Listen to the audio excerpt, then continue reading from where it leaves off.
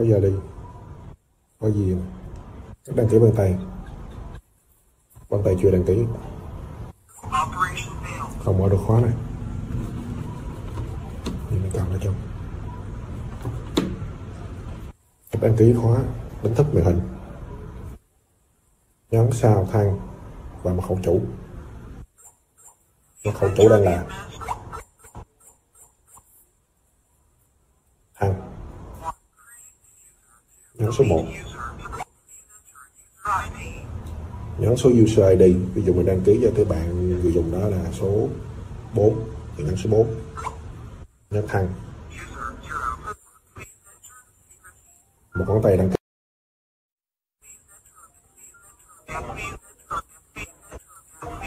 Một ngón tay đăng ký 5 lần.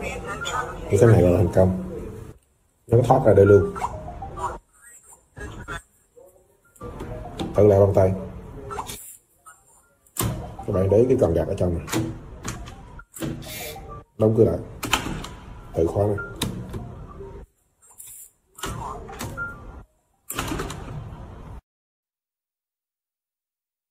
Có gì đăng ký thẻ từ. Việc thẻ từ lên vùng đọc. Thẻ từ duyệt đăng ký. Không mở được cửa.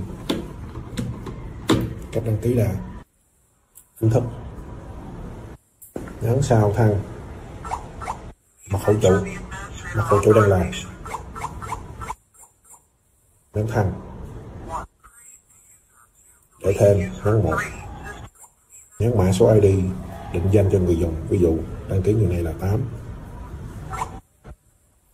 Nhấn thang. Dùng thẻ từ cần đăng ký đặt lên vùng đọc. Các bạn nhấn phím sau liên tục để thoát ra. Thoát ra. Thử lại thẻ từ vừa được đăng ký.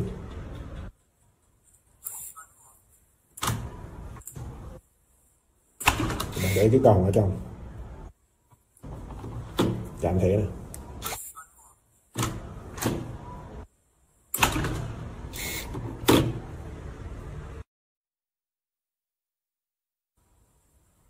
Đăng ký mật khẩu cho khó duyên. Đánh thức về phím. Nhấn sang thang mật khẩu chủ. Mật khẩu chủ đang là. Nhấn thang. Để thêm người dùng. Nhấn 1. Nhấn số ID định danh cho cái người dùng mật khẩu. Ví dụ là ID là 9. Nhấn thang. Ví dụ tôi đặt mật khẩu là 121212. Nhấn thang. Nhập lại mật khẩu thêm một lần nữa. Rồi thoát ra. Cách bấm mật khẩu.